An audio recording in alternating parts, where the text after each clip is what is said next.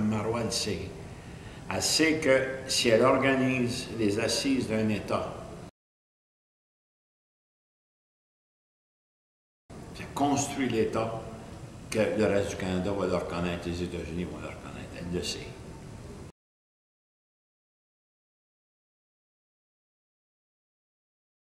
Elle le sait. Les autres se demandent qu'est-ce que c'est qu'ils vont demander, qu'est-ce que c'est qu'ils vont dire, etc. Occupez-vous pas de ce qu'ils vont dire, occupez-vous de ce que vous allez dire.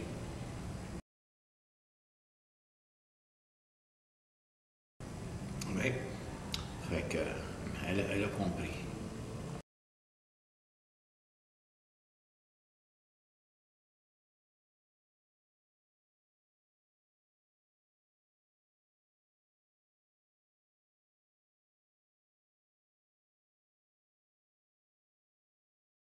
Les rois voir comment ça se passe à l'interne, autant au niveau politique, syndical, communautaire, étudiant.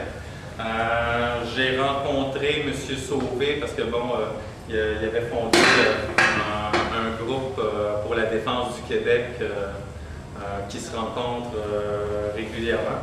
Puis je l'avais trouvé très, très intéressant, donc je l'ai approché. J'y ai fait visionner un épisode de la série Bon Cœur le Cercle qui a été écrit par Luc Dionne, puis diffusé en 2002 à Radio-Canada. Puis on a visionné ensemble un épisode, puis là, bon, ça lui a fait penser quelques affaires. Puis il va vous parler, entre autres, comment ça se passe, comment apporter des modifications à l'État, comment procéder, c'est quoi les meilleures stratégies. Je pense qu'il est plus qualifié que moi pour se présenter lui-même et parler de toutes les choses qu'il a faites. Mais c'est lui, entre autres, qui, en 1976, avait remis les plans d'invasion du Québec par Ottawa, advenant un référendum gagnant, et qui a fait face aux généraux et à l'état-major. Donc, c'est quoi les outils qu'il avait? Parce qu'à la limite, il aurait pu faire 40 ans de prison, il aurait pu avoir des conséquences, mais il était préparé à la chose. Donc, c'est comment il s'y est pris, comment il a procédé. Puis nous, là-dedans, c'est quoi notre responsabilité en tant que citoyen pour soutenir des différentes personnalités publiques dans leur travail, puis comment nous-mêmes, on peut apporter des changements dans ce qu'on vit. Donc, je lui cède la parole et ça me fait très plaisir qu'il soit là. C'est un grand honneur. J'ai pas l'air d'un officier de l'armée. J'ai perdu le look, comme on dit. Vous savez, l'uniforme, spiffé, arrangé, etc. Ça fait un bon bout de temps que j'ai quitté. Ce que je veux vous expliquer assez sommairement, parce qu'on n'a pas de temps, c'est la fonction de l'état-major dans l'armée. L'état-major, c'est la bureaucratie militaire. Aucune organisation ne peut fonctionner sans une bureaucratie. Toute bureaucratie politique, par exemple, les services extérieurs ont leur propre bureaucratie, les différents ministères ont chacun leur bureaucratie, une compagnie d'assurance a sa bureaucratie, l'armée aussi a sa bureaucratie, on appelle ça l'état-major. Maintenant, qu'est-ce qui se produit de particulier dans un état-major? Une organisation pyramidale. Au sommet, il y a le ministre de la Défense, il y a le général en chef, et puis à la base, il y a les soldats. Entre le sommet et la base, il y a des cadres moyens. Et dans l'armée, le cadre moyen, c'est le capitaine. Correct? C'est pas le général, c'est le capitaine. Parce que sur le champ de bataille, l'officier qui conduit directement les troupes au combat, qui lui-même d'ailleurs se fait tuer autant que ses hommes, ce sont les capitaines. Et puis, dans l'état-major, le capitaine est entre le bas, c'est-à-dire l'organisation en bas, et puis le ministère, de sorte qu'il est placé entre la politique, entre les lois écrites, et puis entre les faits réels tels qu'ils se présentent. C'est ça la différence. Et moi, j'ai été capitaine, comme ça, mais quand je suis jusqu'à ma retraite, j'ai été capitaine à peu près 11 ans, 12 ans. Je devais être promu colonel et général, mais lorsqu'on a su que j'étais membre de l'Alliance laurentienne, la première organisation pour l'indépendance du Québec, Lorsqu'on a su que j'ai travaillé avec André d'Allemagne au RIN, et lorsqu'on a su ce que j'ai fait, eh bien, on ne m'a pas mis à la porte. Et vous allez comprendre pourquoi. On ne m'a pas mis à la porte, on ne m'a pas sanctionné, on ne m'a pas arrêté, on ne m'a pas mis en prison, rien de ça. Seulement que on m'a donné, alors l'âge de la retraite, on m'a donné un petit banquet bien organisé, et puis on m'a fait un cadeau. Ça, c'est au moment où je quittais le service. On m'a fait un beau cadeau. On m'a dit en anglais, Marcel, open it. C'est un cylindre de papier brun. Alors je l'ai ouvert, je l'ai sorti. C'est un drapeau canadien. Et là, on me tenait solide. Si je l'accepte, je perds la face comme Québécois. Si je le refuse, je suis encore officier gradé, je suis encore officier commissionné, je commets un crime de lèse-majesté. Alors mes petits démons intérieurs, parce que j'en ai beaucoup, m'ont dit quoi faire et quoi dire. Quelque chose de réellement méchant, de réellement malin. J'ai pris le drapeau, je l'ai levé d'un geste solennel devant moi, puis j'ai dit, en anglais pour être bien compris, « I accept the surrender of your flag. » J'accepte la reddition de votre drapeau. Bon. Ça veut dire en politique, ça veut dire, en fin de compte, lorsque vous avez perdu la guerre, vous remettez le drapeau, vos drapeaux à l'ennemi. Alors, eux m'ont remis leur drapeau et j'ai dit, je l'accepte. Et ils ont compris le sens. Hein? Ils se sont mis à crier, à hurler, ils auraient voulu me reprendre. Ils ne savaient pas que je savais. C'est ça qui est la différence. Maintenant, pour le travail de l'état-major, l'état-major occupe 4 fonctions principales. La première, c'est le renseignement. On ne parlera pas du renseignement. La deuxième, c'est la conduite des opérations. La troisième fonction, c'est le personnel. Et la quatrième fonction, c'est la logistique. Et au-dessus, il y a un chef d'état-major qui coordonne les opérations. Moi, j'étais occupé, ma fonction, c'était le personnel. J'avais à m'occuper des conseils d'enquête, qu'on appelle. Lorsqu'il arrive un incident, il arrive un accident, qu'il arrive n'importe quoi qui attire l'attention, un accident d'avion, accident de bateau, accident sur les chantiers, il y en a tout le temps. Nous étions chargés d'administrer à peu près 85 000 soldats. Alors, il y en arrive des choses dans une journée, dans une semaine, dans un mois. Alors, il faut faire une enquête pour déterminer ce qu'il y a lieu de faire. Et moi, j'étais l'expert dans ce genre d'enquête-là. Pas que j'ai toujours fait ça, mais j'ai toujours été obligé d'en faire un moment ou un autre. Alors, c'est moi qui les ordonnais, qui les faisais suivre, et puis qui les faisais prendre des décisions, par exemple, modifier un camion, modifier un Jeep, par exemple, se débarrasser d'un canon parce qu'il est trop vieux, et puis il est plus dangereux pour le tireur qui s'en sert que pour l'ennemi en face. Ça arrive, ça. Il y a des mitrailleuses, puis il y a des carabines qui sont plus dangereuses pour le soldat qui attire que pour l'ennemi qui va le recevoir en face, parce que ça n'attrape pas. Alors donc, j'avais ça. La deuxième chose que j'avais, c'était les cours martiales, les tribunaux militaires. C'est moi qui avais la tâche là, de recevoir, en fin de compte, là, le rapport de la police, le rapport des enquêteurs, et de déterminer s'il y avait lieu de traduire quelqu'un en cour martiale. Et je ne le faisais pas facilement, parce que c'est quand même grave, une cour martiale. Et puis, j'avais, une fois que les tribunaux avaient siégé, on m'apportait le document au complet, c'est-à-dire 120 pages de texte qui avait été sténotypé pendant la cour martiale, et je devais analyser au complet et décider de la sentence, enfin, confirmer ou infirmer, ou casser la sentence carrément. La troisième chose que je devais m'occuper, c'était les griefs.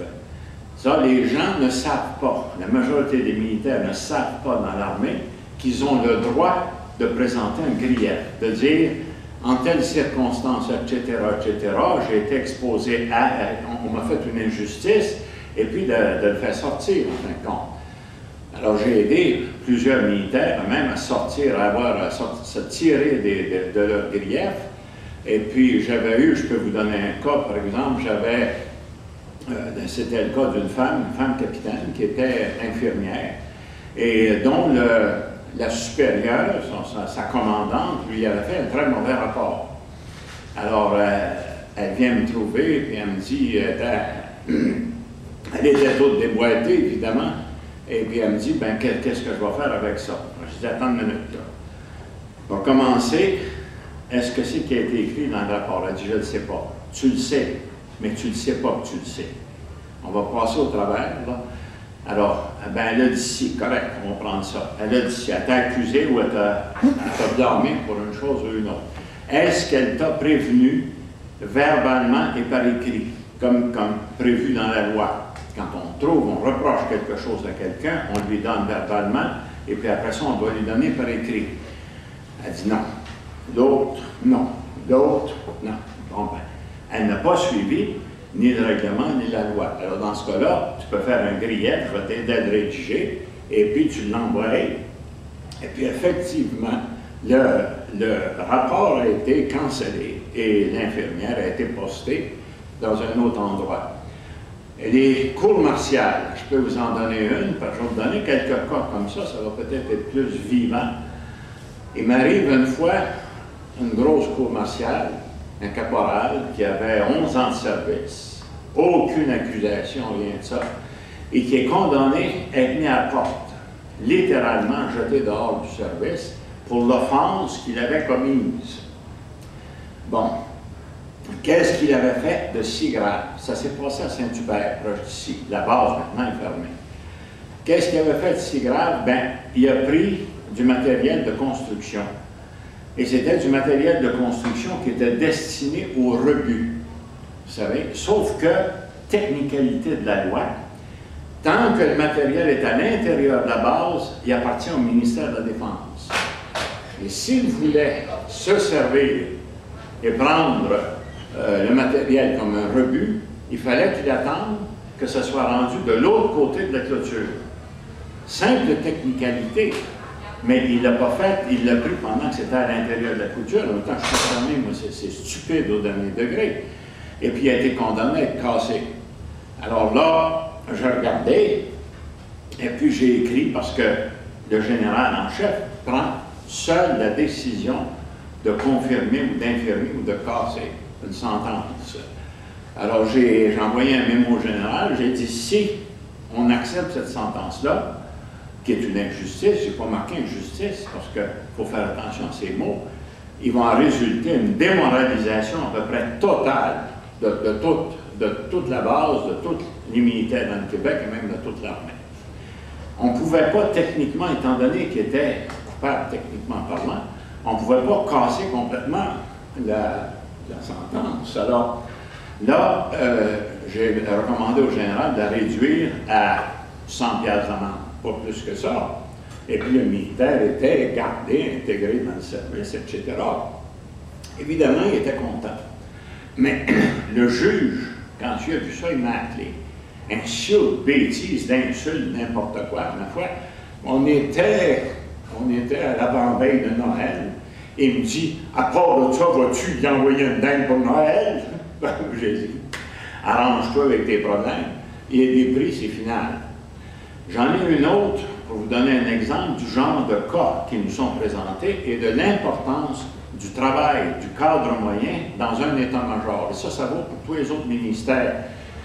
J'ai constaté, pour prendre une diversion, j'ai constaté, j'ai eu plusieurs fois misère avec Revenu Québec, j'ai constaté qu'il n'y a personne à Revenu Québec qui se donne la peine d'examiner les cas qui se présentent, d'en référer au ministère et dire la loi telle qu'elle est formulée ne peut pas fonctionner parce qu'elle provoque des réactions, elle provoque des violences, elle provoque des refus, et puis en plus de ça, elle provoque la fuite des capitaux. Ça, je n'ai pas vu ça. Alors, mais c'est la fonction de l'état-major quand même de faire ce travail-là entre la politique, entre les lois, puis entre la réalité qui est en bas. Alors, cette fois-là, qu'est-ce qui était arrivé? C'est un jeune pilote qui avait été envoyé suivre un cours de pilote d'hydravion à Toronto. Le ministère de la Défense avait donné un contrat à une école où on apprenait à piloter des avions, des hydravions, dans les îles de Toronto, ce qu'ils appellent les Toronto Islands. Et puis l'instructeur lui a donné sa certification. Alors le dimanche suivant, toujours sur son temps d'exercice, c'est-à-dire le temps du ministère, Alors, il s'en va faire un exercice seul, il embarque son père avec lui.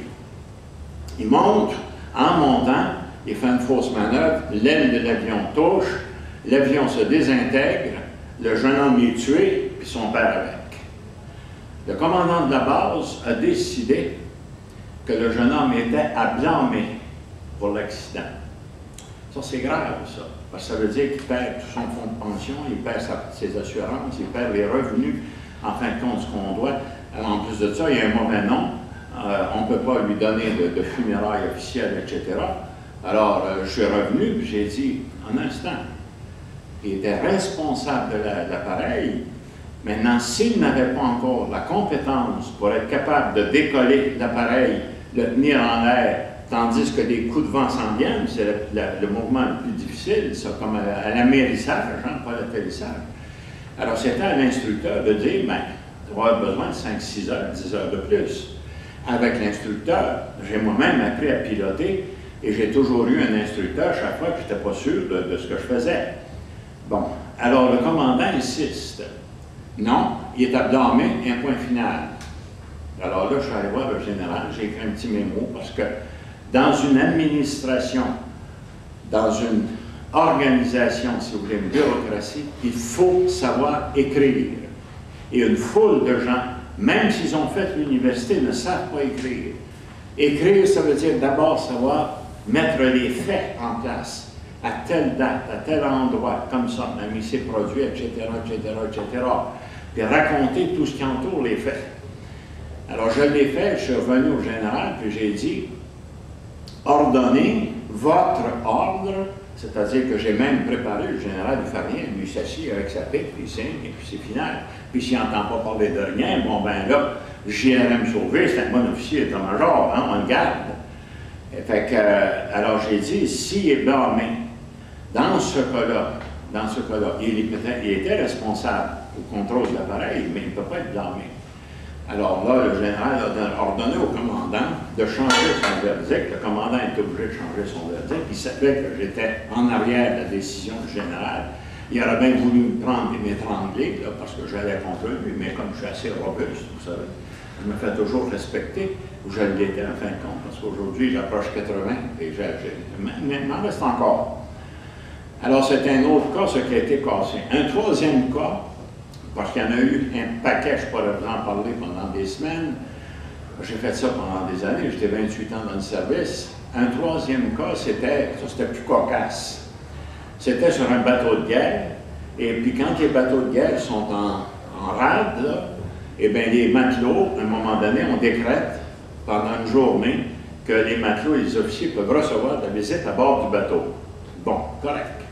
Un jeune officier avait entendu parler qu'il y avait une madame de réputation internationale célèbre, elle s'appelait Xaviera Hollander. C'était la plus grosse organisatrice de bordel au monde. Et puis, elle avait le jeune officier, pour montrer fin, il la trouve dans son hôtel, il l'invite à embarquer sur le bateau, dans le mess des officiers, etc. Et puis, naturellement, le capitaine passe, il la présente au capitaine. En autant que je suis concerné, c'est une banalité sans importance. Bon, et puis elle a quitté le bateau pas longtemps après. Mais ce qui est arrivé, c'est qu'il y avait un journaliste sur place. Le journaliste a photographié le capitaine au moment précis où on voyait ses grades, là, en train de donner la main à la madame. Ben oui, mais il faut être poli dans la vie, voyons donc. Alors, là, tout de suite, ça a fait une histoire à tout casser. Puis ça s'est tombé sur ma table. J'ai pris le paquet de papier, je l'ai jeté dans la poubelle. J'ai dit, c'est fini. Il n'a pas eu d'histoire, il n'y a rien arrivé. Correct? Alors on a dit, oui, oui, c'est correct. Si vous insistez parce qu'il n'y a rien arrivé, ça va aller. Un autre incident, par exemple, d'autres incidents, ceux-là beaucoup plus graves, ceux-là d'ordre politique. J'étais assis un matin, et puis on me passe un document dans 3 enveloppes scellées. Ça veut dire secret, archi-secret, top secret et tout ce que vous voulez. Alors j'ouvre, je sors. C'était marqué, comment c'était marqué? Unions in Québec, les syndicats dans le Québec.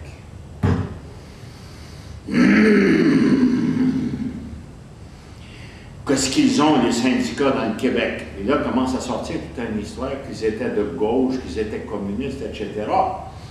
Je suis québécois, je savais que c'était pas vrai. Ça m'a choqué, par exemple. J'ai dit, OK, on va régler ça. Là, j'ai laissé faire l'état-major et je suis allé voir le secrétaire de M. René Lévesque. Puis je dis, tiens, publiez ça à l'une des journaux. L'évêque dit, hey, c'est dangereux. La loi sur la défense nationale, la loi des secrets officiels, vous pouvez attraper 40 ans de prison. J'ai dit, Monsieur l'évêque, je sais ce que je fais. Correct? Publiez-le dans les journaux. Il l'a publié dans les journaux, évidemment, ça a fait tout un choc. D'un bout à l'autre du quartier général, le ministre de la Défense, là, sur les communications en journée longue, essayait de savoir qui c'est qui avait fait ça. On savait qui avait fait ça. Seulement que j'étais en position de force. Position de force, ça veut dire ceci. Ça veut dire que j'avais tellement vu de cas, j'avais tellement vu de saleté, j'avais couvert, protégé tellement de monde, y compris des généraux. Vous voyez un colonel actuellement qui est accusé de meurtre. Hein? Il a tué 2 femmes, puis il en a massacré 2 autres. Moi, je pense, en fin de compte, selon l'expérience vécue, que les 2 femmes se sont fait tuer parce qu'elles ont menacé de faire du chantage. Elles ont dit, on va le dire à tout le monde, puis tu vois, t'es colonel, tu vas dégringoler, etc. Alors, le gars a pris à panique. J'ai vu à la face du gars, j'ai vu tout de suite quelle sorte de gars que c'est ça. C'est un gars qui a monté en grade là, pour avoir, là, vous savez, comme on dit, là, sucé les bonnes oreilles, et puis qui s'est retrouvé en haut. En réalité, il ne me semble pas tellement compétent. Mais ça ne l'a pas empêché de devenir commandant d'une base. Bon, alors dans ce temps-là, il y avait eu, dans mon temps, moi, il y avait eu un général, dans un moment de colère, avait tué sa femme. Il y en avait d'autres qui avaient fait d'autres saletés, comme ça, même là. Et puis, on m'avait dit, ah oui, il y avait le ministre de la Défense. Le ministre de la Défense a fait pire que ça. C'est-à-dire pire que ça, il n'a pas tué personne, le ministre de la Défense, non. Seulement qu'il a envoyé un gros avion militaire, vous savez, des gros, énormes, le Globemaster C-130. Ça prend 4 pilotes là, pour tenir ça, cette affaire-là en l'air. Ça 4 moteurs, là, des grosses turbines. Il y avait des manœuvres dans les Antilles. Alors, M. le ministre de la Défense s'est permis d'envoyer un avion dans les Antilles, ramasser un petit paquet pour lui, un tout petit paquet de lui. Vous savez, pas grand-chose. Il y avait à peu près une affaire de 7 ou 8 tonnes d'alcool acheté dans les Antilles, vous savez, du rhum, toutes sortes d'affaires comme ça. Quand il est arrivé à Trenton, encore la base de Trenton, il y a eu un douanier sur place qui a dit « Montrez-moi ce qu'il y a dans l'avion ». On a dit « Hey, c'est un avion militaire, ça, c'est secret, ça, cette affaire-là. Là. Tu ne peux pas faire ça. » là. Et puis le douanier, il dit « Je m'occupe de la douane, vous ouvrez la carlingue de l'avion, je vais regarder ce qu'il y a dedans. » Alors, naturellement, le pot aux roses a été découvert. Moi, je reçois ça et j'avais ordre de m'en occuper. Évidemment, c'était le ministre de la Défense. J'ai choisi de me fermer la gueule. Excuse, là, mais de me taire. Parce que j'ai dit, bon, ben, si tu veux. Mais par contre, en arrière de ma tête, j'avais une petite idée. Et si je suis pris à un moment donné pour une question d'ordre politique, Monsieur le ministre n'osera pas me toucher, hein, parce que j'en sais trop. Je ne suis pas le genre pour faire du chantage, mais je le savais. Alors, et puis il y en a un autre aussi, un général. Alors, qu'est-ce que c'est qu'il a fait celui-là? À peu près quelque chose de pareil. On avait des grosses manœuvres dans le Nord. Il a pris un gros avion comme ça qui coûte une fortune. Et puis il y avait un yacht personnel, Monsieur le général. Il a fait transporter son yacht personnel à Baie-du-Hudson. Les militaires ont pris le temps de sortir son yacht personnel, de le mettre dans la Baie-du-Hudson. Mon général s'est promené avec, est allé à la pêche à l'ambre arctique. Il a rembarqué son avion, il a rembarqué son yacht privé dans le gros avion qui est parti, il l'a rapporté chez lui à Pointe-Claire. Service, je veux dire, ils font ça comme ça, vous savez, là, ils signent des papiers, puis ils s'autorisent des avions, ils s'autorisent des billets de train, ainsi de suite. Mais vous voyez, à Québec, ils font la même chose, hein? Alors, je le savais. Et puis, on me dit, Marcel, can you keep quiet? Dans derrière de ma tête, j'ai dit, une autre petite occasion, profitez, hein? C'est pas tellement grave, c'est pas très, très catholique ce qu'il faisait là. Mais il n'a pas tué personne, il n'a pas massacré personne, etc. Je me suis fermé. De sorte que lorsque les journaux ont publié à la une le premier document secret sur les syndicats, ils n'avaient pas le droit, l'armée n'a absolument pas le droit de fouiller les syndicats, d'inspecter les syndicats, de se mêler des syndicats. Il y a seulement que la police qui peut le faire. Et la police connaît ses limites lorsqu'elle entreprend une enquête de ce genre-là. Alors là, on savait qui est-ce que c'est qui avait fait ça. Je ne suis pas obligé d'aller crier sur les toits. Hey, c'est moi, là, tu avais, là, je suis fin, moi, j'ai fait un bon coup, là. Silence, silence total, continue à travailler tranquillement sans dire un mot. Alors, on ne m'a pas touché, il n'y a pas été question. La police militaire a passé proche de mon bureau. Good morning, Captain. J'ai dit good morning, how are you this morning? Comment va votre femme, etc. Vos enfants sont à l'école, et ainsi de suite. Je savais que j'étais en position forte, mais ce n'était pas le seul cas. Il s'en est présenté un autre plus grave. Encore des enveloppes scellées, encore là, les 3 enveloppes qu'il fallait briser, là, puis je devais signer à part de ça un document pour le commis-chef, à l'effet que j'avais réellement reçu le document en question. Je sors ça et cette fois-là, c'était marqué « Exercise Knee Pitch ». Je commence à regarder ça. C'était un ordre général de préparatifs militaires pour intervenir encore une fois contre le Québec, comme en 1970. On est en 1971. Et les cibles visées, il y avait 2 cibles visées. Les gens qui ont ordonné ça connaissaient la sociologie. Ils ont visé les classes moyennes, premièrement, et deuxièmement, ils visaient les syndicats. Wow! Mais je disais, c'est pas mal plus grave. Cette fois-là, je suis allé voir M. Parizeau. Et M. Parizeau, quand il a regardé ça, il n'en revenait pas. Il dit non, ils ne font pas une affaire de même. J'ai dit oui, monsieur, il prépare ça. Et la seule manière d'arrêter une expédition militaire, c'est de la tuer dans l'œuf. Et l'œuf, là, c'est le moment où ça passe au quartier général, là, puis tout le monde va contribuer aux préparatifs. Moi, je devais contribuer en apportant la liste du personnel disponible, les qualifications disponibles, etc., qui ne pourrait pas y aller parce qu'il était avec la retraite, qui est malade, ainsi de suite, et de manière à ce que l'armée sache combien de personnes, combien de monde on pourrait embarquer dans cette expédition-là. Parce qu'on ne peut pas embarquer tout le monde. On ne peut pas embarquer tout le monde, il faut décider. C'est pour ça qu'il y a un spécialiste dans le personnel qui s'occupe de voir ce qu'on peut amener, ce qu'on ne peut pas amener. Bon, j'ai dit OK. Cette fois-là, je suis allé voir, cette fois-là, M. Parizeau. Parizeau, lui, a eu trop peur, il n'a pas voulu publier ça. J'ai dit, M. Parizeau, il faut le publier. Si vous le publiez, l'expédition va être arrêtée, raide, elle n'aura pas de lieu. Finalement, il s'est décidé de le publier. Là, ça a sauté en l'air, évidemment, la police montée, vous savez, la police militaire, ils ont même fait venir le Royal Ulster Constabulary d'Irlande. Moi, je savais que de leur part, si on fait tant de démonstrations, c'est parce qu'on est en position de faiblesse. Et que moi, encore une fois, j'étais en position de force. Et moi qui décidais. Alors, ça n'a pas été publié. On m'a regardé de travers, vous savez, et puis je suis resté en place. Tandis que d'autres ont fait beaucoup moins que j'ai fait et se sont retrouvés en prison. Pourquoi? Parce que dans toute chose, il faut d'abord s'assurer que notre position est solide et qu'on est capable de représenter ce qu'on veut représenter et en même temps aussi changer les manières de faire, les manières de voir. Là, c'est une expédition qui a été tuée dans l'œuf. Ça en faisait 2. Il y en a eu une 3e. Et là, cette fois-là, c'était pas moi, c'était un collègue.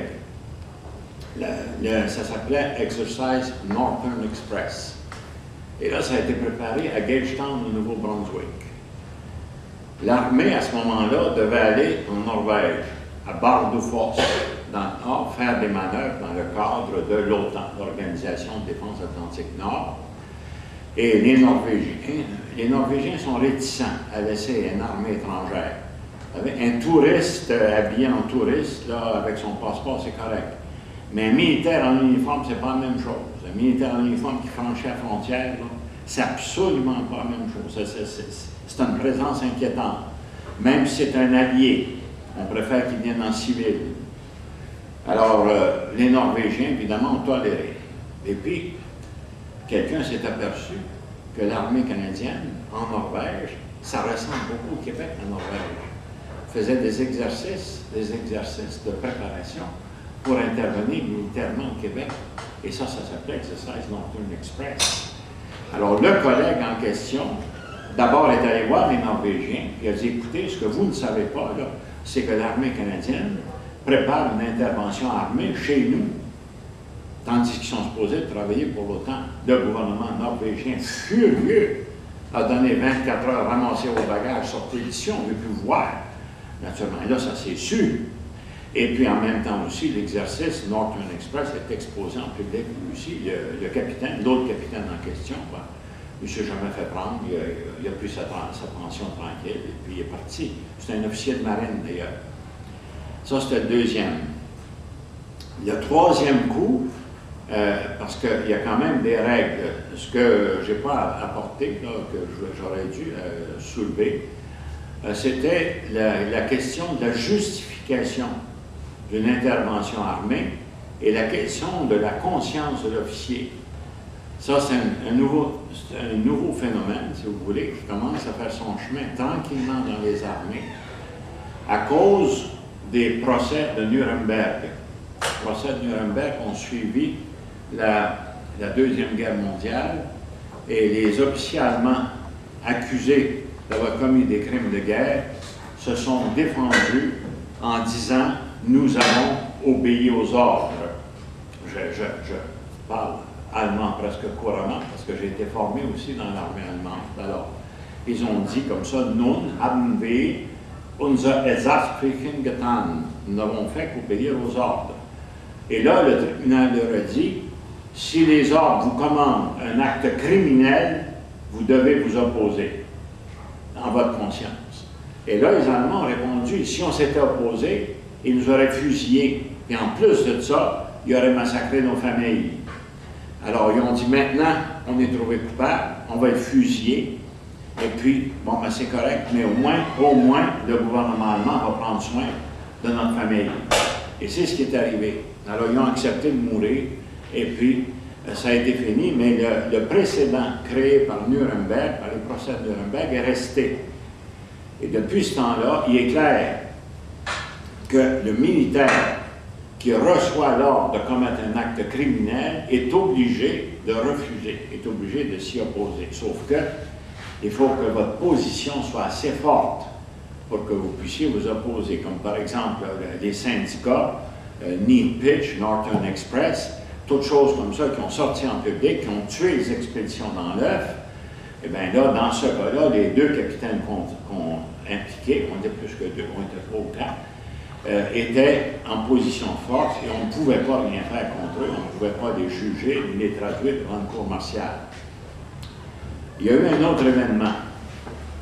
Et cette fois-là, ça a été l'appréhension de l'arrivée au pouvoir à Québec de René Lévesque. En 1975, j'avais fait un calcul de carte électorale. Un calcul de carte, c'est pas la même chose qu'un calcul de statistique. Un calcul de géographe place les statistiques soigneusement dans leur contexte. Alors, j'avais fait ce calcul-là et j'étais arrivé à la conclusion qu'en 1973, les libéraux avaient gagné 105 sièges avec seulement 41% des votes. Le Parti québécois avait 32% des votes, il n'avait seulement que 5 sièges. Et si à la prochaine élection, ce qui était très probable, le Parti québécois se retrouve avec 41% des votes, il remporterait, d'après mes calculs, 68 sièges. Il a remporté 71 sièges, alors que personne ne s'y attendait. C'est un choc, évidemment. Et le soir même de la victoire du 16 novembre 1976, le soir même, Trudeau a fait des menaces. Il a été poussé à faire des menaces comme ça, à grincer des dents, puis il a commencé, encore une fois, à ordonner la préparation d'une intervention armée. Ça s'appelait, ça, Canadian Unity Studies, des études sur l'unité canadienne. Vous voyez, en fait, d'euphémisme, ils connaissent le affaire. Hein? c'est pas des enfants d'école. Alors, là, cette fois-là, j'ai dit, ben, là, c'est plus grave. C'est plus grave. D'ailleurs, j'avais prévu que dans l'élection portrait René Lévesque et le Parti québécois au pouvoir, là, il y avait des menaces réelles et graves d'intervention armée, parce qu'à Ottawa, à Toronto, on ne tolérait pas la présence d'un mouvement indépendantiste. Aujourd'hui, ben, il y en a un en Saskatchewan. Il n'y a rien qu'on peut dire. Hein. Bon. Alors là, cette fois-là, j'avais préparé un plan de contingentement. Contingentement, ça veut dire là, quelque chose qu'on va faire vite, pour se préparer vite pour la défense, là, en cas où l'armée viendrait, parce que là, j'étais sorti de l'armée. Mais pendant que j'étais encore dans l'armée, les dernières années de service, j'ai pris 2 semaines de congé. C'est ça, 2 semaines de congé, je suis allé en Angleterre. Qu'est-ce que je suis allé faire en Angleterre? Ben, je suis allé acheter des armes. Là, c'était un choc, évidemment, ça a marché. L'Imperial Trust à Londres, j'ai demandé des chars d'assaut anglais, des canons anglais, des mortiers anglais, surtout les mortiers contre les chars d'assaut, d'autres armes anglaises, etc. Bon, ben, j'ai dit pour le Québec, vous savez, ben, et on dit, ben, en Angleterre, on m'a dit, ben, si votre position est légitimée, on va vous avancer 200 millions de livres sterling, mais à la condition que vous achetiez seulement des armes anglaises. Correct. J'ai dit, c'est bien. Je savais que j'étais suivi par la GRC. Je le savais. Vous savez? Mais il y a des fois, il faut faire exprès pour laisser l'adversaire vous suivre, vous talonner, puis apprendre ce qu'il veut apprendre. Parce que je voulais, moi, que toute cette affaire-là soit connue à Ottawa, puis surtout aille jusque dans le bureau de Trudeau. Alors finalement, en 77, fin 77, là, j'avais préparé un document complet avec les propositions d'armes. Les Allemands se sont ajoutés aux autres aussi. Ils ont dit, les autres aussi, on va vous vendre des armes. Regardez, on a une bonne mitrailleuse, là, 1300 balles à la minute, vous allez vous défendre avec ça. Hein? Et puis, on a un bon char d'assaut à part de ça, plus gros que le char anglais. Bon, correct, ça marche. Les Français sont arrivés. Nous, on a des missiles. Hein? Et puis, dès que votre position est légitimée, on va vous envoyer tout ce que vous voulez. D'accord. Mais ce qui est arrivé, c'est qu'au Canada, le système de propagande avait répandu l'idée que nous étions communistes, ce qui était faux. Il avait répandu l'idée que nous allions être armés par l'URSS, des armes russes, ou non par la chaîne communiste. La police montée vient de voir. We know it's you. Puis, on a une loi en civil, pas de revolver, pas de menottes, rien. Vous savez, là. Trop dangereux. J'ai dit, me what? C'est toi qui prépare les plans de contingentement, c'est toi qui les as remis, c'est toi, par de ça, qui va les faire publier. Et en plus de ça, ce qui est horrible, c'est que tu es allé acheter des armes anglaises, puis ça a marché. Ben, j'ai dit, monsieur, l'inspecteur-chef, c'est l'inspecteur-chef Shaver. J'ai dit, prenez bien note de ce que je vais vous dire là. Si je monte une armée québécoise pour me battre contre vous, je vais vous tirer d'en face avec des armes anglaises parce que ça va vous faire plus mal. Alors là, il n'y a plus, là, vous savez, là, un imbécile, moi, je vais aller acheter des Kalachnikov en Russie ou n'importe quoi, alors qu'en allant en Angleterre, j'avais tout ce que je voulais. Alors ça a été le choc de 1977-78 à Pierre Elliott Trudeau. En 78, en février 78, en fin de compte, il a déclaré en public, il n'est pas question de prendre les armes contre le Québec. Si le Québec décide de faire l'indépendance, alors on va être obligé de s'incliner. Alors on avait gagné, moi j'appelle ça gagner une guerre sans tirer un seul coup de fusil. Et ça, il faut le faire, ça. Il faut savoir le faire. Et pour le faire, il faut avoir été dans le système, à l'intérieur du système. Parce qu'à l'intérieur du système, par exemple, j'ai fait changer plusieurs articles de la loi militaire parce qu'ils étaient mal écrits en anglais et en français. Les articles du volume 1, par exemple, sur l'administration, le problème des responsabilités, le problème des blâmes, le problème du reproche, toutes sortes de problèmes personnels comme ça, et dont le libellé portait à confusion. Alors, j'ai écrit une lettre au ministère de la Défense, et puis j'ai expliqué comment le libellé portait à confusion. Puis je l'ai envoyé. Dans le quartier général, on a dit ça, Sauvé, mais t'es fou, Sauvé, voyons donc. Ça fait 70 ans que ça se fait comme ça. Je me fous que ça fasse 70 ans qu'on fait comme ça. Je ne suis pas avocat, mais je connais le sens, je connais la signification, je connais la portée, je connais la dynamique et l'acception des mots et leurs conséquences. Et c'est parce que quelqu'un a écrit, même s'il est avocat, sans savoir le sens des mots. Il faut changer ça. J'ai gagné. Un mois après, le ministère de la Justice est intervenu et puis il a dit tous les articles, il a envoyé tout de suite pour tous les manuels de droit militaire, tous les articles étaient changés, de sorte que chacun devait ouvrir son livre, enlever l'ancien et mettre un nouveau. Toutes les interprétations. Alors ils ont dit, Sauvé, t'as gagné. Je ne sais pas que j'ai gagné. Il faut décider à un moment donné. Et c'est là la conclusion à laquelle j'en viens, parce que je pense que j'en ai assez raconté, c'est que si on veut faire bouger quelque chose, si on veut changer quelque chose, si on veut forcer un gouvernement, il faut le faire de l'intérieur. L'intérieur du système, l'intérieur de l'état-major, l'intérieur de l'administration publique. Moi, ce qui me choque le plus actuellement au Québec, c'est de voir comme ça, même là, une fonction publique, là. Vous savez, qu'est-ce que c'est la fonction publique? C'est un bel job, c'est une belle job, c'est une belle pension, c'est des belles affaires comme ça, mais c'est pas ça la fonction publique. Si vous êtes un cadre moyen, vous devez suivre de près, de sorte que le politicien en haut ne sait rien de ce qui se passe en bas, et évidemment, en bas, il n'y a aucun lien avec la politique, avec les ministères. Et si vous êtes cadre moyen, eh bien, c'est un devoir fondamental, évidemment, de mettre en liaison, en rapport, le public qui est en bas avec le ministère qui est en haut. Autrement, le politicien arrive ici, rien, oui, c'est presque rien. Tandis que, cadre moyen, bien là, vous savez ce qui se passe. C'est vous qui recevez des piles de dossiers de toutes sortes de cas, de toutes sortes d'affaires qui arrivent, et c'est vous qui devez examiner, étudier ça, préparer en fin de compte une documentation, et puis surtout vous rendre compte des trous qu'il y a dans la loi, des faiblesses qu'il y a dans la loi. Et vous rendre compte, en fin de compte, que la loi, à un moment donné, est injuste. Il faut la faire changer. Et c'est à partir de ça qu'on peut changer la loi. C'est à partir de ça également qu'on peut arriver et puis établir sans l'ombre d'un doute que le Québec est un État. Parce qu'à l'intérieur de tout notre système, eh bien, nous avons créé les assises de l'État et cet État-là fonctionne effectivement. Alors, on n'a pas besoin d'arriver et de faire une crise pour l'indépendance. On aura seulement qu'à se retourner vers Ottawa, qui est un État arbitraire.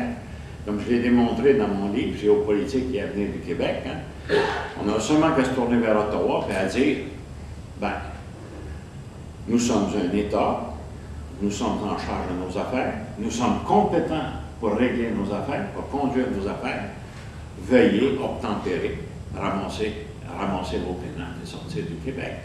Nous allons tout de suite, nous sommes déjà en place. Il n'y a pas autre chose à faire. Et Ottawa va être obligé de sortir. Parce qu'Ottawa est arbitraire. C'est là la conclusion à laquelle je voulais en venir, en fin de compte, parce que j'ai fait le travail comme officier de l'armée, j'ai fait le travail aussi comme conducteur de troupes dans les théâtres d'opération. Et là, c'est toujours la même chose. C'est toujours la même chose. Les ordres viennent d'en haut et on s'aperçoit que ces ordres-là n'ont qu'une allure. Dans ce temps-là, ben, qu'est-ce qu'on dit? Oui, on est en train d'exécuter ça, mais en avant, par exemple, on fait ce qu'on veut, et on fait ce qu'on peut, et on s'arrange de manière à limiter les dégâts. Parce qu'il est possible, en fin de compte, de passer des mois dans un champ de bataille sans tirer un coup de fusil, puis de s'entendre avec l'adversaire en face. C'est-à-dire, viens jouer aux cartes avec les autres, là, pendant que tes patrons, eux autres, vont continuer à délibérer, puis pendant que les autres vont continuer à délibérer, et bien, dans ce temps-là, on va jouer aux cartes. On ne commencera pas à se tirer à coups de fusil. Et puis ça marche. Ça marche à tout coup. Ça a même marché entre les Alliés, entre les soldats alliés et les soldats allemands. Comme ça, même dans les guerres. Mon régiment, par exemple, qui a fait la campagne d'Italie, bon, lui, plutôt que de se battre, on se rencontrait, puis on s'appelait. Il y avait un ici, on sort une bouteille, et puis ouais. Puis après ça, on s'en va chacun sur notre bord, à Chalmupa. Parce que les ordres qui viennent d'en haut, souvent absolument pas d'allure, c'est quelqu'un qui se pense supérieurement intelligent, mais qui n'est pas en relation avec la réalité. Et c'est là que ça va mal.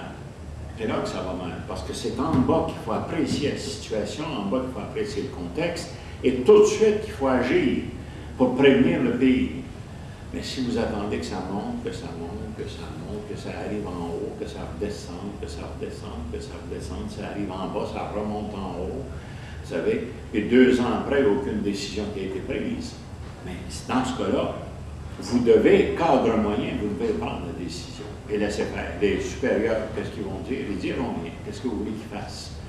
Ça se fait, ça se règle de sans nous autres. Oui? Vous parlez souvent, quand on est citoyen et on veut faire des changements, on a à faire face à l'inertie, l'entropie, il y a des pertes, je pense que vous avez déjà parlé de 85% de pertes, puis pour affronter l'inertie, c'est de connaître ses classiques. Est-ce que vous voulez expliquer brièvement c'est quoi connaître ses classiques, puis comment ça s'applique des classiques? Ben, c'est ça que je viens de vous expliquer là, le classique.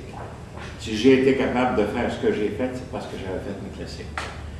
Et parce que j'avais fait mes classiques, j'ai pu voir sur les papiers, sur les exposés qui étaient présentés, j'ai pu voir que ça ne collait pas en réalité.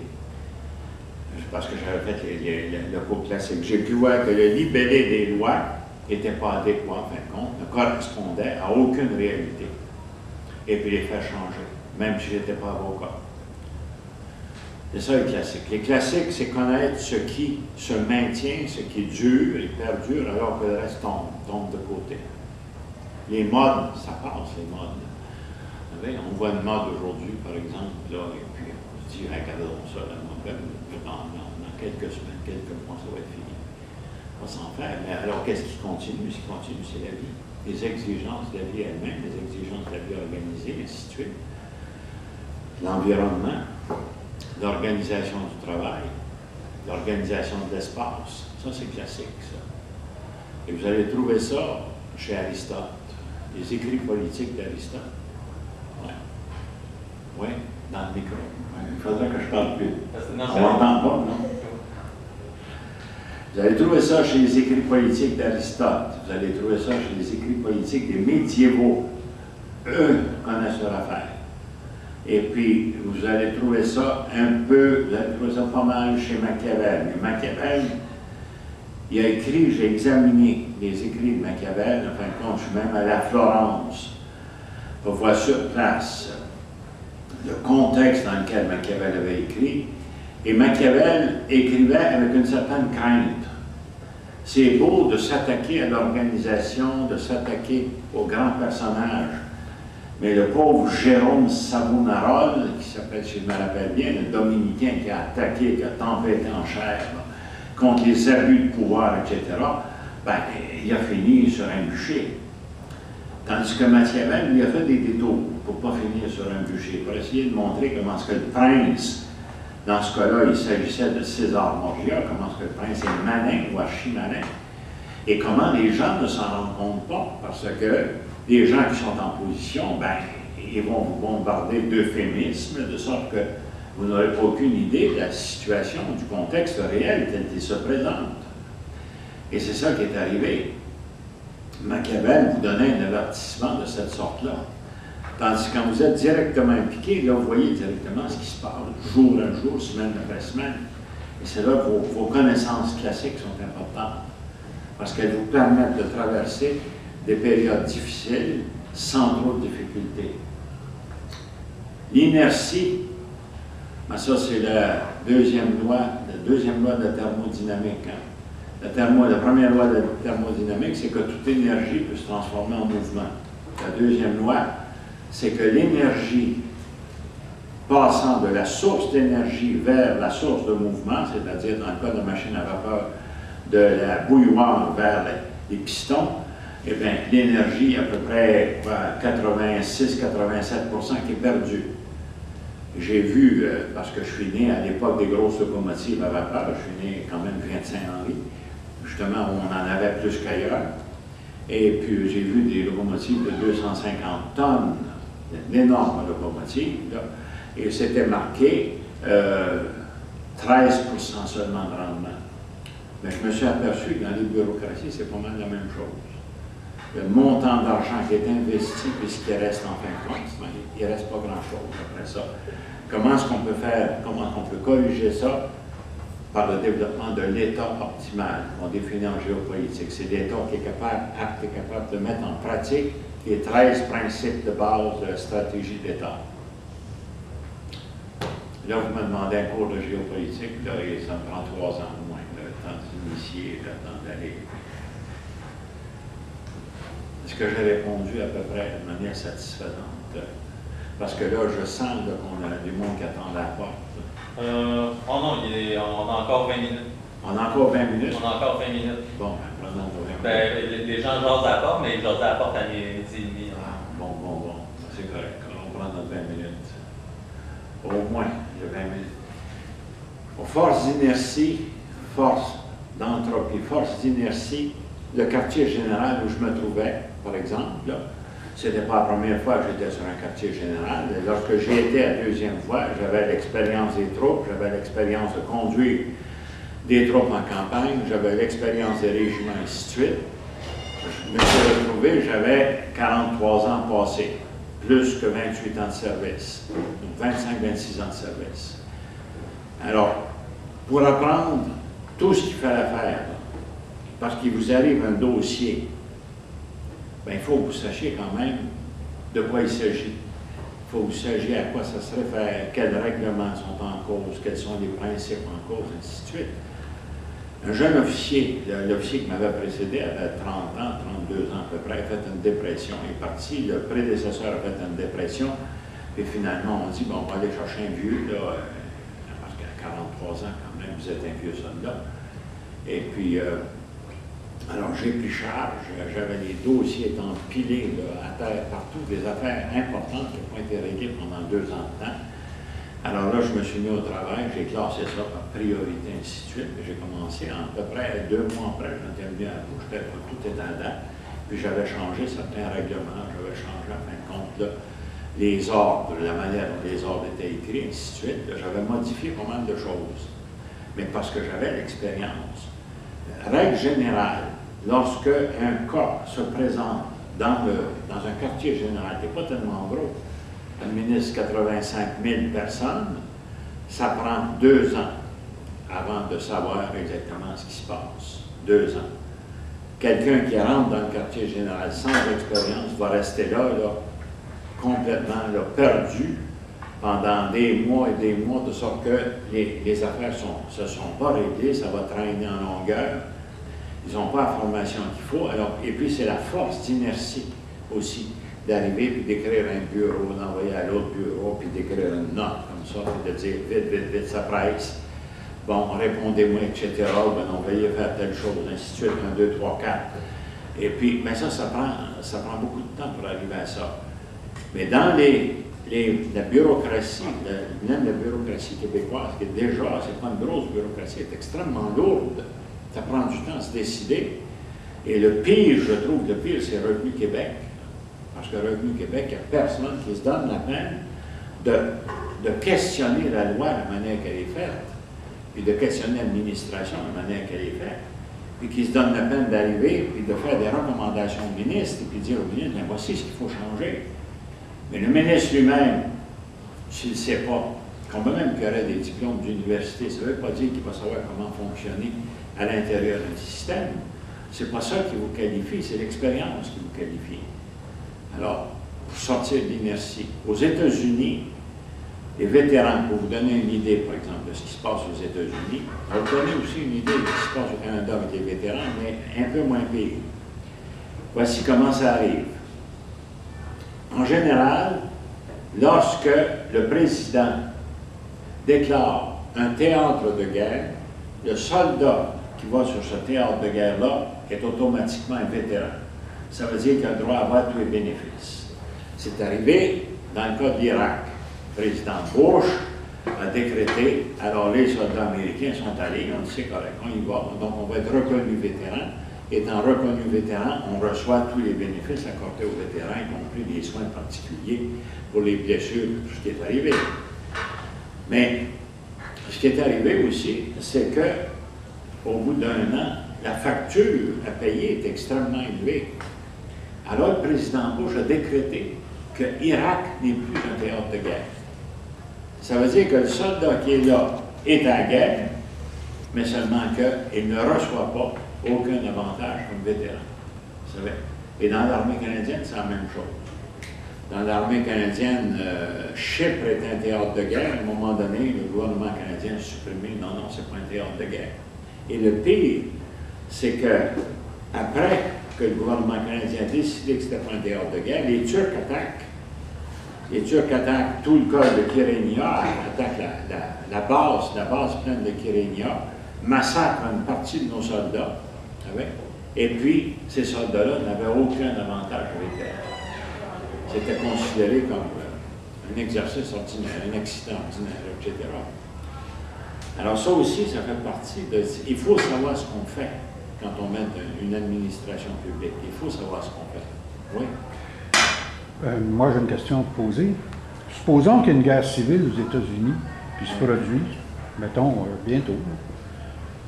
C'est sûr que s'il y a une guerre civile qui se produit aux États-Unis, suite par exemple aux crises économiques ou des trucs comme ça, qu'est-ce qu'on peut faire? Là? Nous, on va être pris en souricière ici là, au Canada. Je ne sais pas, moi, le gouvernement, l'armée canadienne risque d'être avec...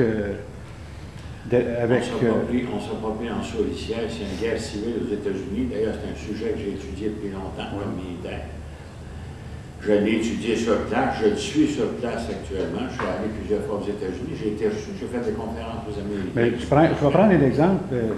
Michel Chossudowski a dit dans sa conférence du 27 novembre 2008, il a parlé de souveraineté, puis il a dit qu'il s'arrangerait probablement pour que les Anglais commencent à faire la bisbille avec les francophones, que ça pouvait créer un climat, pourrait créer un climat favorable même à l'indépendance du Québec. Ça, il a dit ça l'année passée, je l'ai filmé moi-même, là, Michel Chossudowski. Et puis, bon, dans des circonstances comme ça, vous êtes habitué à ce qui se passe dans l'armée. Est-ce que... Ma connaissance de moi, là, des États-Unis, s'il y a une guerre civile aux États-Unis, il va y avoir des milliers, des centaines de milliers d'Américains qui vont monter au nord, qui vont passer à la frontière, qui vont venir demander refuge. Oui, mais là, on est dans un contexte de crise économique, on s'assuit toujours. On a tendance à... On est en Afghanistan quand même, les Américains, on est quand même en Afghanistan, on les suit quand même. Oui, mais quand une guerre arrive, il arrive pas ce qu'idéalement vous devriez qu'arrive. Ça n'arrive pas. J'ai été impliqué 2 fois dans des guerres. Ça ne se passe absolument pas comme ce qui est marqué dans un livre, comme l'idéal qu'on pense. Rien. C'est pour ça que le premier principe de stratégie de guerre, appréciation du contexte. Ça veut dire que vous êtes impliqué, c'est à vous d'apprécier. Les ordres qui viennent d'en haut, là, ben, vous leur dites, oui, c'est correct, on va le faire. Là, vous apercevez que ça n'a aucun rapport avec. Vous devez apprécier. Appréciation de la situation, c'est-à-dire que vous devez apprécier ce qui se passe. C'est ce qu'il aurait dû se faire au Rwanda. Au Rwanda, si Dallaire s'était donné à peine de dire, là, regarde, là, les armes s'en viennent, la guerre s'en vient. Elle n'est pas arrivée encore, la guerre, ça s'en vient. Vite! Vite, on saute, on ramasse les armes, vite. Puis on se dépêche, là. On se grouille. Une fois que ça éclate, c'est trop tard. Une fois que ça éclate, c'est la catastrophe. C'est avant que ça éclate qu'il faut le faire.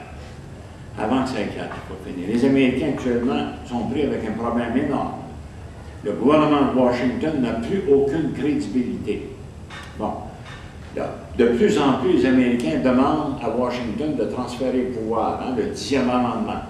C'est-à-dire l'État américain avec un petit E, ils veulent devenir des États avec un grand E. Le Texas, la Californie, le Michigan se conduit depuis déjà 40 ans comme si c'était un pays. Ils ne demandent même pas à Washington la permission, ils font ce qu'ils veulent. L'Oklahoma, et puis il y a d'autres États aussi, le Vermont actuellement qui demande l'indépendance. Ben, ça peut créer des situations critiques potentiellement explosives. Hein? Et il y a des États américains qui ont dit au gouvernement de Washington, tes maudites bombes atomiques, sors-les de notre État. On ne va pas les avoir sur notre terrain. Dehors. Le gouvernement de Washington est obligé d'obtempérer. Fait que, alors, naturellement, il y a des événements tragiques qui s'en viennent. Mais les Américains sont très conscients de ça. Alors, comment faire pour faire plier l'oligarchie de Washington? Des centaines de trillions de dollars qui sont administrés, plus le gouvernement de Washington, plus, évidemment, l'armée américaine, comment faire pour la faire plier, puis dire, le pouvoir maintenant va être dans les États. Ce sont les États qui vont décider. Ils ne sont plus des États, ils sont déjà des pays. Et ils sont arrivés. Mais ça n'arrive jamais idéalement. Ça n'arrive jamais idéalement, puis ça n'arrive jamais comme on l'imagine, parce qu'une fois qu'on est engagé, il ne faut pas oublier que le moment où une guerre commence, la raison perd sa raison. Tout devient instinctif. Hein?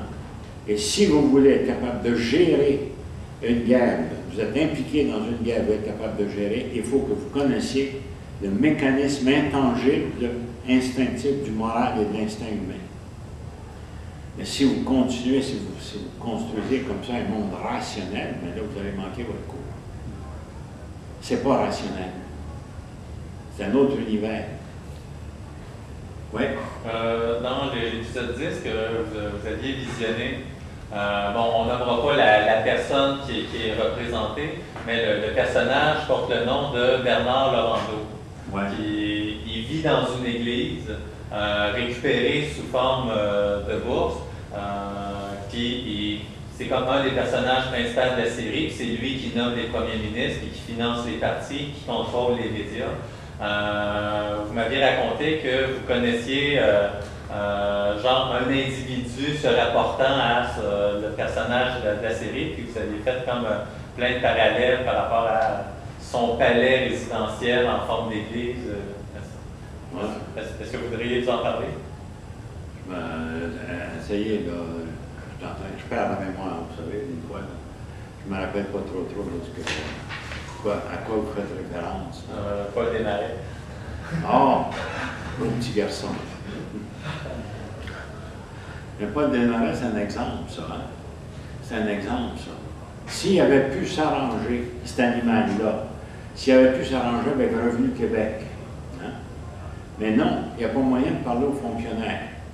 Les fonctionnaires ont la mauvaise réputation d'aller fouiller dans un dossier.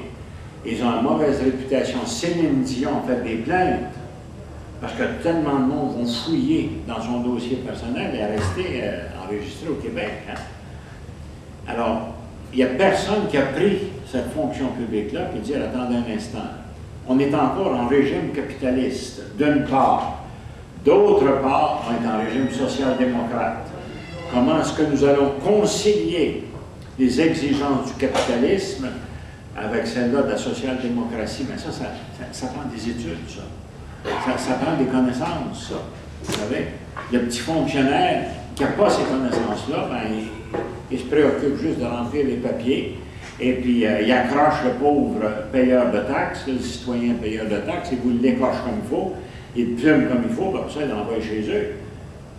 Desmarais a vu ça. Desmarais n'était pas à l'origine un ennemi du Québec.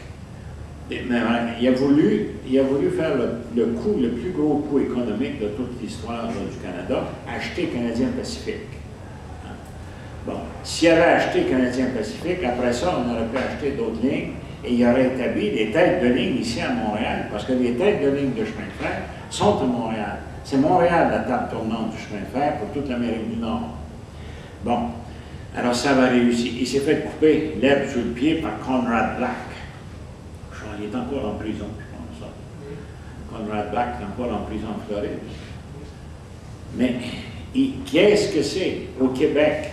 Tout le monde se tenait dehors et disait, ah, ben regardons ça, là. Plutôt que d'intervenir, de foncer dans le tas, de dire, bon, ben c'est correct, on t'appuie pour le chemin de fer. On t'appuie pour le chemin de fer, à condition que ce soit nous autres qui le contrôlons, qu'on soit tout ensemble dedans. Parce que là, le canal du Saint-Laurent, la voie maritime du Saint-Laurent, ce n'est pas une voie stratégique, c'est spectaculaire. On vous montre des photos, des belles photos à vous faire pleurer, mais ce n'est pas une voie stratégique. Dans une année, dans une saison, j'ai surveillé le canal du Saint-Laurent, dans une saison, il passe à peu près 6 ou 7 bateaux par jour. J'invite un tas de monde à un voyage spécial que j'organise cette année, au mois de novembre, pour visiter le canal de Kiel, en Allemagne du Nord, construit sous Bismarck. Il passe dans le canal de Kiel, entre la mer du Nord et la Baltique, entre 120 et 130 bateaux par jour, tous les jours de l'année. Des gros, y compris des 200 000 tonnes, des 300 000 tonnes, y compris des gros paquebots, etc., pour éviter de passer par le nord, pour éviter de passer par les détroits scandinaves. Parce que les détroits scandinaves n'ont pas été aménagés. Parce que le moment où Bismarck a fait construire le canal de Kiel, il savait qu'il plaçait l'Allemagne en position de force pour se rendre, pour communiquer comme ça facilement vers la Baltique et de là vers Saint-Pétersbourg en Russie. Parce que l'endroit le plus stratégique en Europe, c'est Saint-Pétersbourg. Depuis 1720, Saint-Pétersbourg. Bataille de Poltava, 1709, entre les Russes et les Suédois. Pierre le Grand demande aux Suédois, cédez-moi, cédez-nous la Finlande du Sud. On en a besoin pour construire une ville et un port de mer. Nous avons énormément de choses à commercer, dont une forêt absolument fantastique. Il faut voir la forêt russe. C'est la plus grande forêt au monde et c'est une forêt qui est replantée. Les arbres ont été replantés depuis déjà 800 ans. Il n'y a rien qui arrive avec la forêt russe. Bon, et alors les Russes veulent commercialiser, évidemment. Les Russes veulent vendre leur fourrure, les Russes veulent vendre leurs métaux, leurs matières premières, en échange de toutes sortes de produits. Alors c'est important de construire Saint-Pétersbourg. Et lorsque Saint-Pétersbourg a été ouvert autour de 1720-1730, ça a été l'événement stratégique majeur de tout le 18e, le 19e et le 20e siècle. On ne pense pas à ça, nous autres. Parce que nous autres, on n'était pas faits à regarder le petit nombril, on va dire, regardons ça, si on est gros, ça va être important. On oublie qu'en 1850, l'Angleterre qui se battait pour avoir accès à Saint-Pétersbourg, pour pouvoir acheter, vendre, etc., on oublie que l'Angleterre, en 1850, était prête à laisser tomber le Canada. Mais qui a tenu le Canada, qui l'a tenu en place, qui a organisé le chemin de fer, etc.? Les Orangemen, les orangistes qui sont venus d'Irlande et d'Écosse. Eux tenaient, parce que c'était pour eux autres personnellement. Toute l'administration à Ottawa sont des orangistes, tout ce qui compte. L'économie canadienne est orangiste. J'ai eu affaire, quand je suis entré dans l'armée canadienne, et puis j'ai été suivre les cours de formation au camp de Borden en Ontario, tous les supérieurs étaient des francs-maçons des ligues de la Loge d'Orange. Et puis, ils étaient là pour eux. Alors, on ne voit pas ça, nous autres, on dit les Anglais, c'est pas vrai, c'est pas les Anglais, c'est les Orangemen. Une autre gang, ça, c'est eux autres qui mènent. La police montée a été fondée à partir de la Royal Ulster Constabulary. C'est mauvaise appréciation du contexte et de la situation. C'est ça qu'on fait, et c'est ce que j'essaie de corriger. Oui? Bon, il va falloir partir dans à peu près 5 minutes. Okay. On a réservé la salle des boiseries qui est au Jasmin, 2e étage. Oui. Si jamais vous avez envie de... C'est le même genre, même style. Ça a toujours le même but. Le but, c'est de voir comment nous sommes devenus un État. Comment non seulement nous avons survécu, mais comment nous sommes devenus un État, c'est-à-dire une nation et un État. Et remarquez bien que la nation était reconnue par Durham en 1939. Dans son rapport, il écrit spécifiquement, tiens, c'est pour coller à la carte, s'il y en a qui sont habiles avec leurs mains.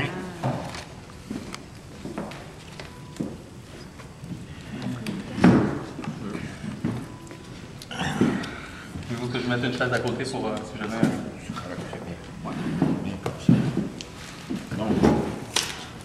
Et bien sûr, je suis sûr que les gens vont ce livre-là m'a pris 30 ans de recherche. Et j'ai trouvé la réponse à Toronto. La réponse, là, comment se fait-il que non seulement nous avons survécu, nous avons pris de l'expansion jusqu'à devenir une nation qui était déjà reconnue en 1839. Durham nous reconnaît, peuple et nation. Il ne faut pas oublier ça, c'est important, ça. Et puis, mais seulement en même temps aussi, il déclare que nous sommes inféodés à un seul État. Et cet État-là, c'était Londres, et puis c'est Ottawa. Mais maintenant, ce n'est plus ni Londres ni Ottawa, maintenant, ça commence, les provinces maintenant ont acquis la stature d'un État. Vous savez, tout est remis en question. Et Harper s'en rend compte. Harper s'en rend compte parce que tout dépend du déplacement des rapports de force. Hein? Puis ça, on n'a pas ça dans le sang. Je ne l'ai pas appris ici au Québec, moi je l'ai appris chez les maudits Anglais, qui me l'ont montré comme il faut. Je l'ai appris chez les Allemands aussi, qui ne le connaissaient pas, eux autres non plus. Ils m'ont dit, quand j'ai étudié en Allemagne et en Autriche, ils ont dit, on n'avait pas les connaissances de géopolitique que les Anglais et les Français avaient. Parce qu'ils ont une longue expérience de l'État, alors que nous, on ne l'a pas. Il ne faut pas oublier que l'Allemagne est venue au monde en 1871. Hein? Elle n'existait pas comme un grand État, non, ça existait comme un petit État. Et elle est venue au monde à cause des événements qui ont suivi l'ouverture de Saint-Pétersbourg en Russie. Ça voulait dire une voie commerciale énorme qui n'a jamais existé avant ça. Et les Allemands s'en sont rendus compte. Alors, ils ont unifié l'Allemagne, qui n'a jamais été acceptée ni par la France ni l'Angleterre, parce que c'est un pays trop puissant, menaçant. Alors, ensemble, j'ai étudié en Allemagne longtemps, puis j'ai étudié en Autriche aussi. Les Autrichiens ont dit, ben nous autres, notre empire était fini, on le savait. On avait quand même 600 ans d'empire des Habsbourg. Et puis, on s'est aperçu que le nouvel empire maintenant, que la nouvelle puissance maintenant était au nord, c'était l'Allemagne, qui gravite autour de la plaine germano-polonaise, hein, et puis qui gravite aussi autour de la mer du Nord, les détroits scandinaves, la mer Baltique, ce qui pose déjà un problème stratégique important. Bismarck a résolu le problème en saisissant le Schleswig-Holstein, le sud du Danemark, là, que les Danois n'ont pas voulu céder, il est allé chercher par la force. Puis là, il a construit un grand canal, le canal de Kiel, qui permet aux Allemands de communiquer entre l'Allemagne de l'Ouest et l'Allemagne de l'Est, et puis de communiquer jusqu'en Russie. Les maudits guerres qui sont arrivés, ils n'ont jamais voulu ça. Les autres, ils ne savent même pas comment ça se fait qu'ils se sont trouvés là-dedans. Oui. Parce que leur connaissance de la géopolitique, de la stratégie d'État était très limitée. Les Allemands l'admettent. Ils ont dit, on n'a jamais conduit un État. Les maudits Français étaient 300 ans devant nous autres en matière de stratégie d'État. On oublie, marquez bien ça, si je vous demande, là, regardez un cliché commun, la France nous a abandonnés. Vous savez, on fait donc pitié, les Anglais ont été tellement bons, ils nous ont reçus. Ça, c'est l'âge mental de 5 ans. Correct? C'est pas ça qui est arrivé. Ce qui est arrivé, c'est que la France est partie du fait fondamental que l'axe de gravité du commerce et des guerres s'était déplacé vers l'Est. Il ne faut pas oublier une chose, il y a une chose que les gens ne connaissent pas. Les guerres suivent le commerce. Toutes les guerres, toutes les batailles se produisent dans les axes de communication empruntés par le gros commerce. Toutes les armées empruntent la même logistique que le gros commerce. Hein. J'ai passé ma vie à étudier les guerres, les batailles, etc. Et puis, là où il y a un carrefour, emprunté là, par le gros commerce, là où il y a des conflits commerciaux, faites sûr qu'il va y avoir, c'est là que ça va avoir lieu les guerres. Vous éloignez quelques kilomètres de distance, puis il n'y a plus de guerre, il n'y a plus de bataille, il n'y a plus rien. Ouais. En Europe, les Flandres, par exemple, les Flandres, ça, c'est pas la carte devant moi, là, mais ça serait plus important que je vous la montre. Alors, les Flandres, il y a eu 2000 guerres, dans les Flandres seulement. Les gens sont habitués.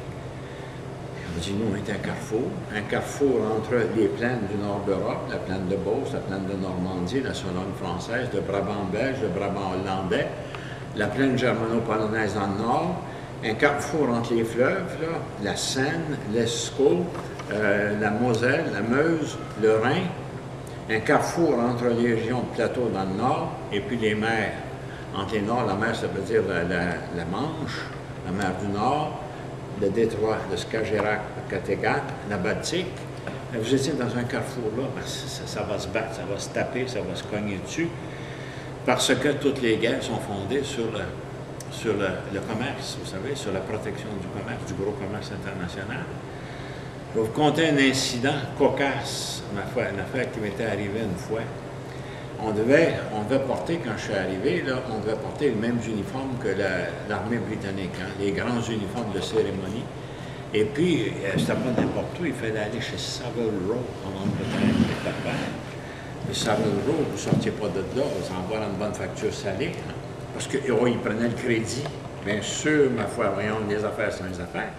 Et je me suis aperçu que Savile Row, c'était tous des Juifs. Fait que Alors j'arrive, puis j'arrive m'habiller chez Savile Row, ils sont experts.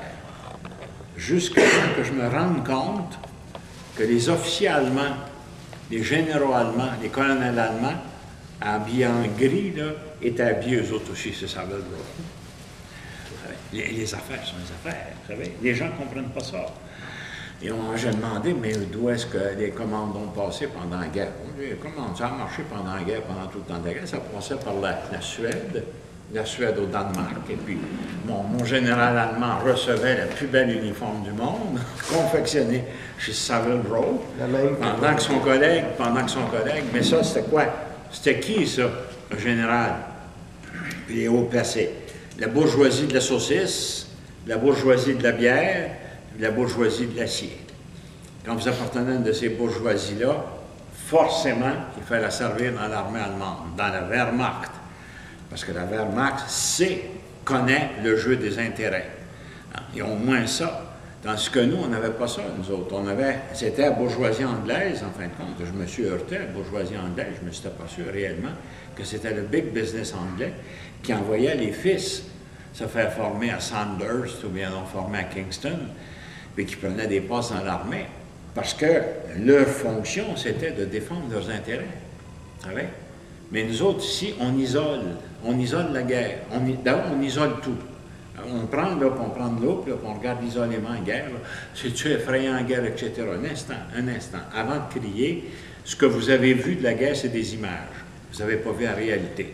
Vous n'avez pas vu comment les lignes de communication empruntées par plusieurs pouvoirs, pouvoirs politiques, pouvoirs commerciaux, comment ces lignes de communication-là sont entrées en conflit. Comment le conflit s'est aggravé.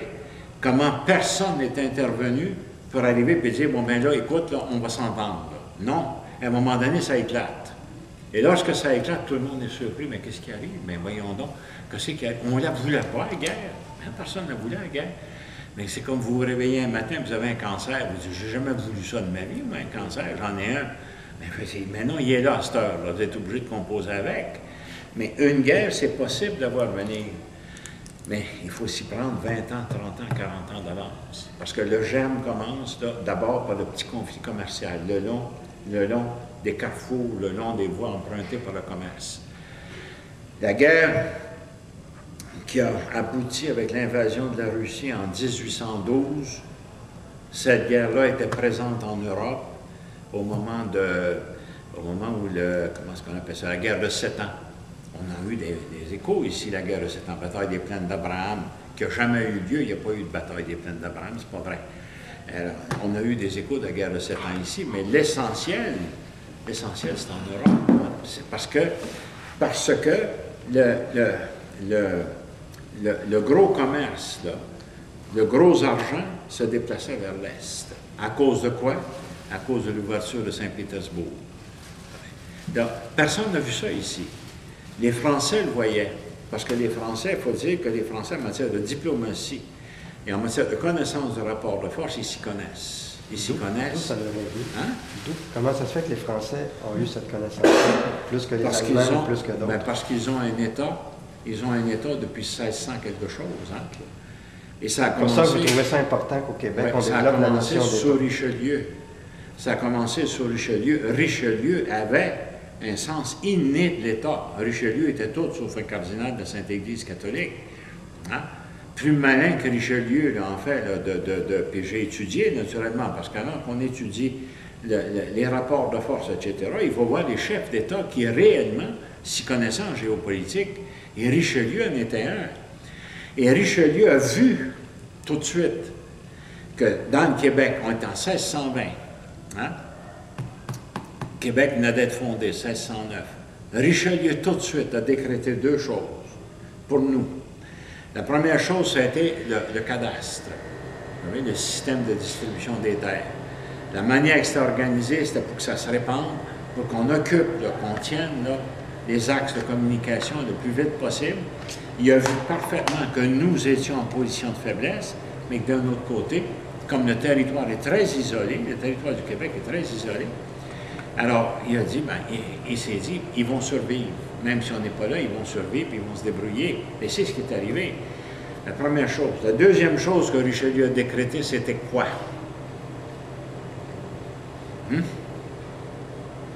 Quelle obligation pour tous les colons?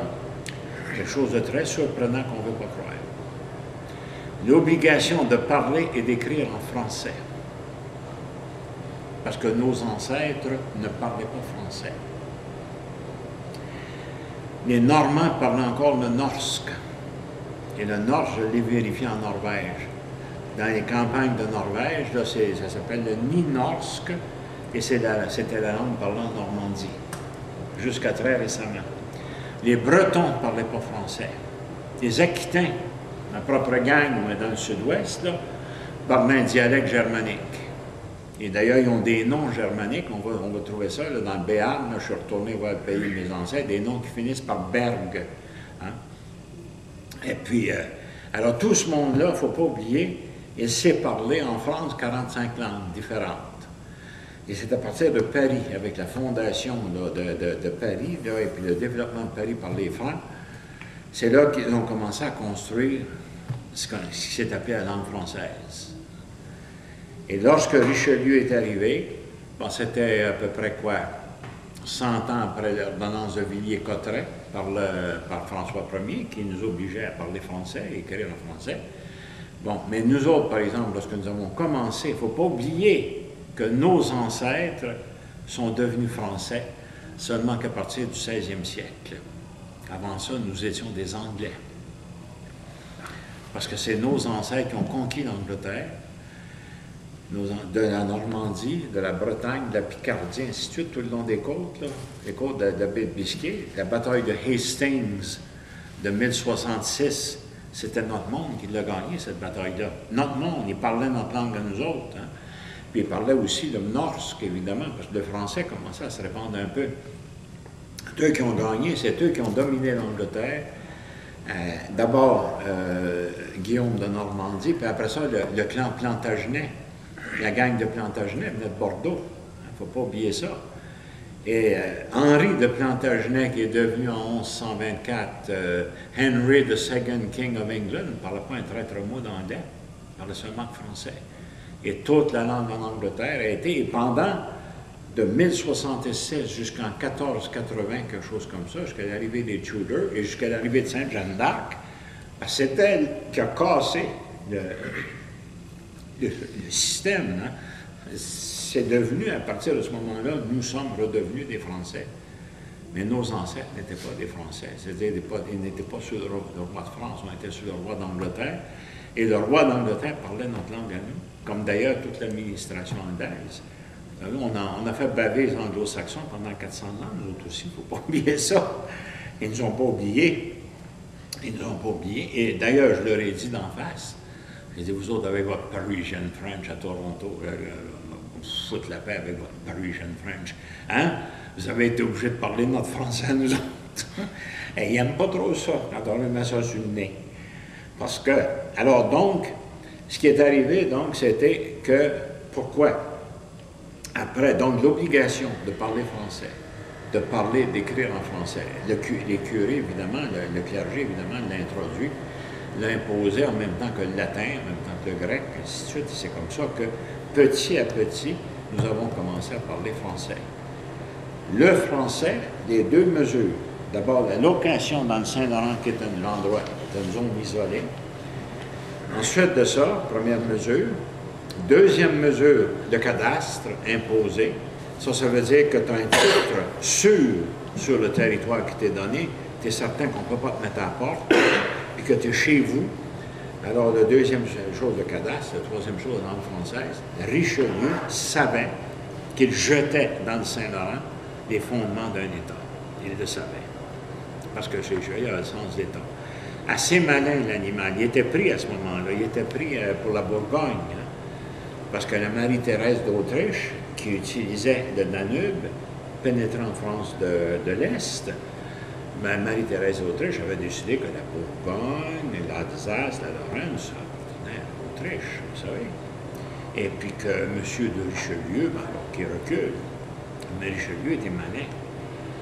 Richelieu savait que dans le Nord, Gustave Adolphe, le Suédois, était aux prises avec les Allemands, puis qui était aux prises avec les Autrichiens, et que le Suédois avait besoin d'argent.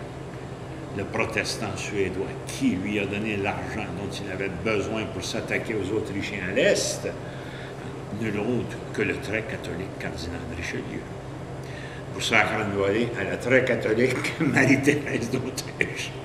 La politique d'abord, la religion après. Attaquer de front, attaque de dos. Hein? Ben oui. Alors, lorsque Gustave Adolphe est rentré, en fin de compte, il a capturé Olmütz, hein, qui était un centre d'une table tournante là, le long du Danube. Là. Et lorsqu'il est arrivé là, l'Autrichienne est obligée de retirer, s'est dépêchée de retirer tous ses effectifs en Bourgogne pour aller se battre contre le Suédois. Richelieu en a profité, on a rentré tranquillement, on a consolidé la position en Bourgogne, on a organisé la défense à Bourgogne. Oui, c'est ça le jeu. Mais Richelieu le savait, ça. Comme il savait aussi, il s'était renseigné sur le Saint-Laurent, puis il savait exactement que la France ne tiendrait pas, puis que la seule chose à faire, c'était de créer des conditions telles que les colons, majorité de Normandie, puis je vais vous dire quelle différence ça fait, étaient pour s'installer, et puis qu'avec les bases de la langue française, le cadastre, ainsi de suite, et puis la géographie, puis les circonstances à part de ça qui entouraient la colonisation d'Amérique, les colons pourraient tirer leur épingle du jeu. Et c'est ce qui est arrivé.